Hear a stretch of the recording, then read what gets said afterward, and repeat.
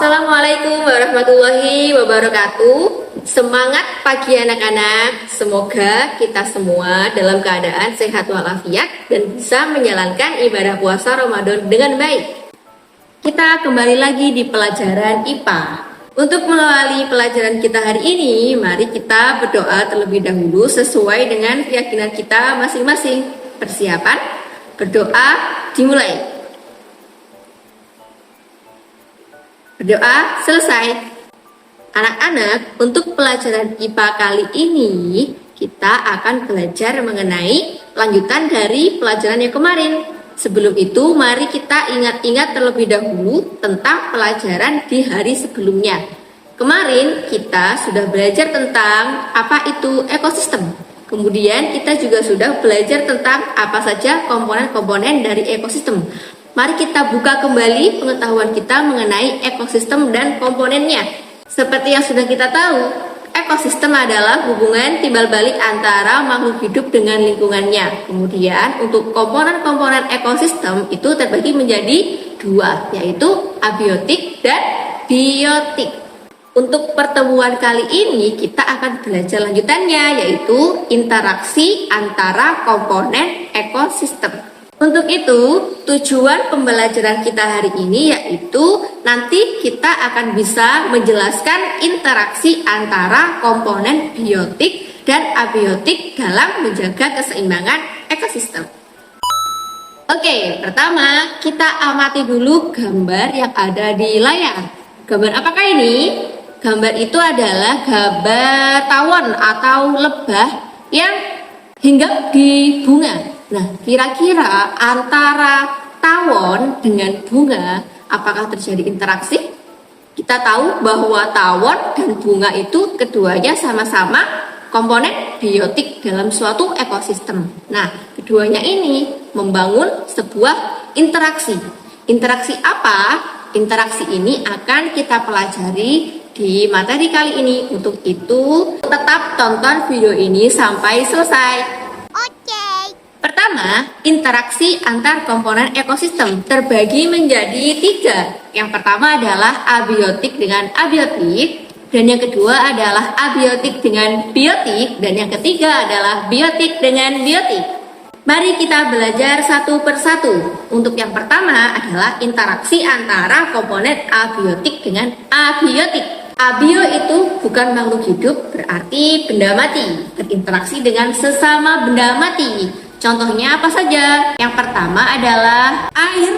Jika ketemu dengan cahaya matahari, dia akan membentuk suatu pelangi. Nah, ini adalah contoh dari interaksi antara komponen abio. Air adalah abio, cahaya matahari adalah abio. Mereka membangun interaksi dan membentuk pelangi. Angin.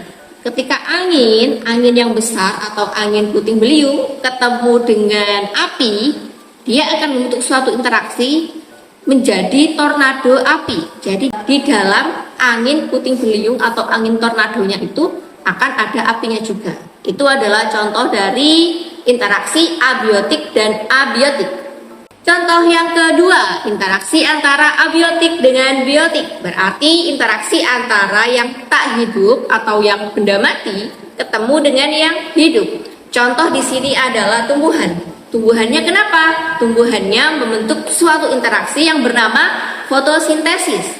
Nah, ini dia fotosintesis. Fotosintesis itu adalah tumbuhan yang berupa makhluk hidup atau biotik. Dia akan berinteraksi dengan air, berinteraksi dengan cahaya matahari, dan berinteraksi dengan karbon dioksida. Yang ketiga-tiganya itu adalah abiotik.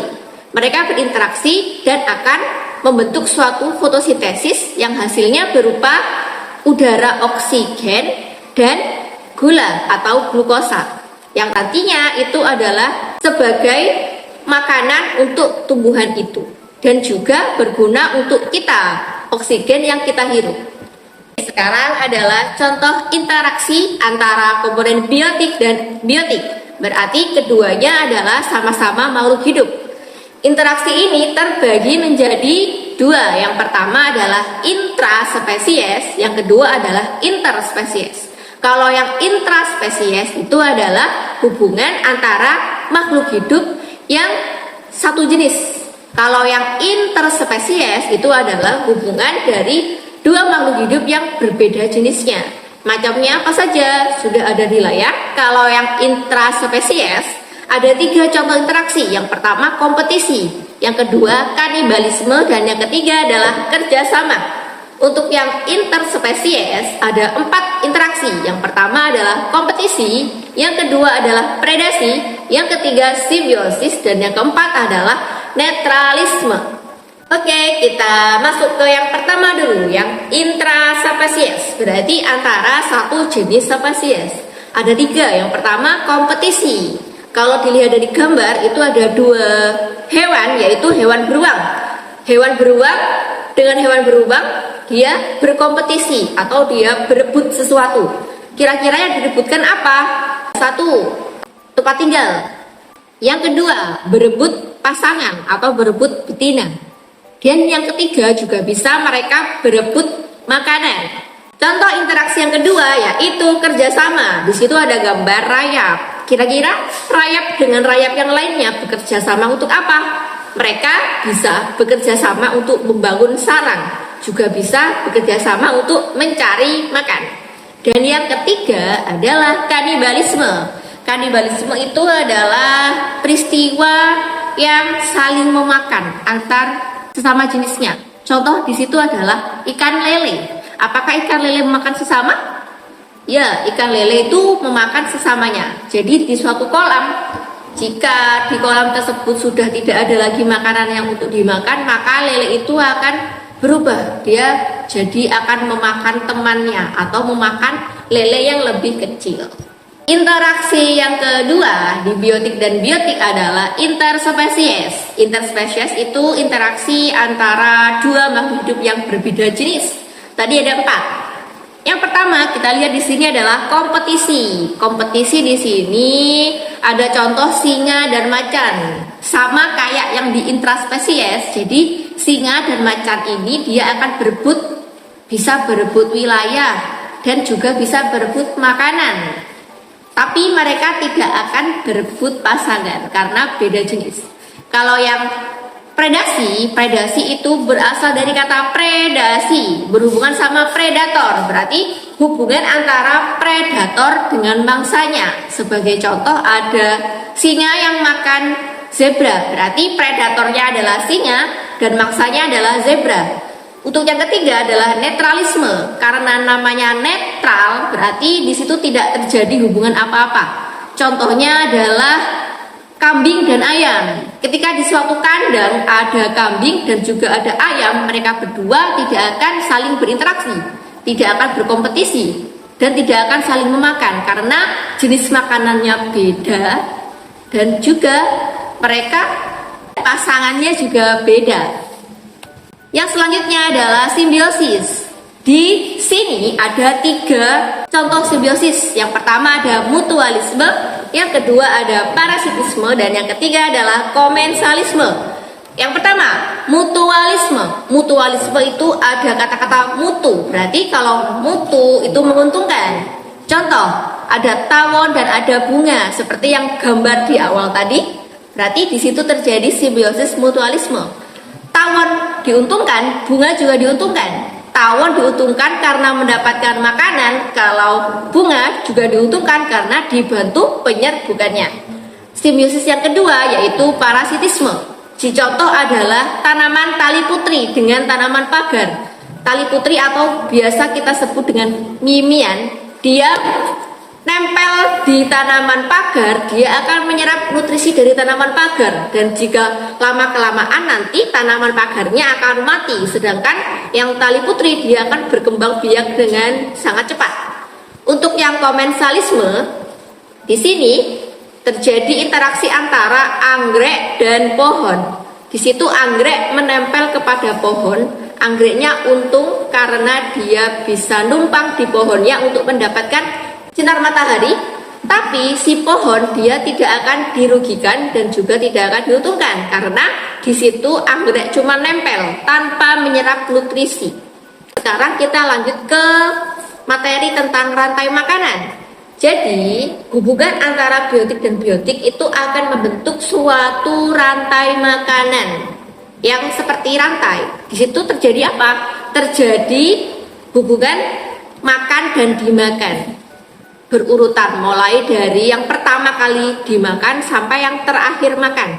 Contohnya di sini ada rumput dimakan dengan belalang, kemudian dimakan dengan katak, kemudian dimakan dengan ular, dan yang terakhir dimakan sama burung elang. Di sini rumput perannya adalah sebagai produsen, kemudian belalang sebagai konsumen. Karena dia konsumen yang pertama kali makan produsen, dia disebut konsumen satu atau konsumen primer, atau dia adalah sebagai hewan herbivora.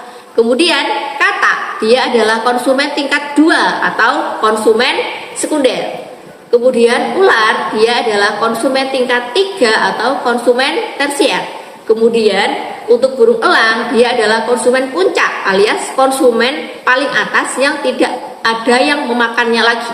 Nah, nanti terakhir biasanya ketika burung elang itu sudah mati, dia akan diuraikan oleh apa? Oleh pengurai. Yang nantinya pengurai itu akan kembali lagi ke tanah, menyuburkan tanah, kemudian akan digunakan lagi oleh rumput. Jadi kalau rantai makanan itu biasanya langsung berhubungan, membulat. Jadi akan kembali lagi ke awal. Seperti contoh gambar yang di bawah.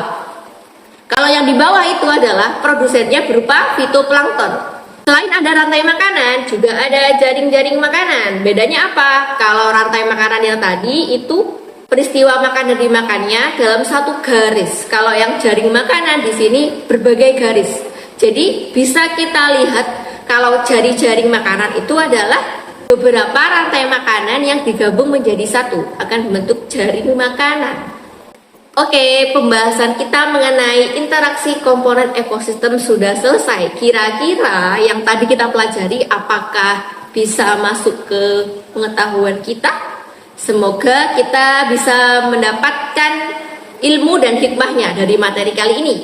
Sebelum diakhiri, Bu Alif akan menyampaikan kesimpulan yang bisa kita ambil. Kesimpulannya apa? Kesimpulannya adalah di dalam suatu ekosistem itu terdapat banyak makhluk hidup. Selain makhluk hidup juga ada makhluk tak hidup alias abiotik.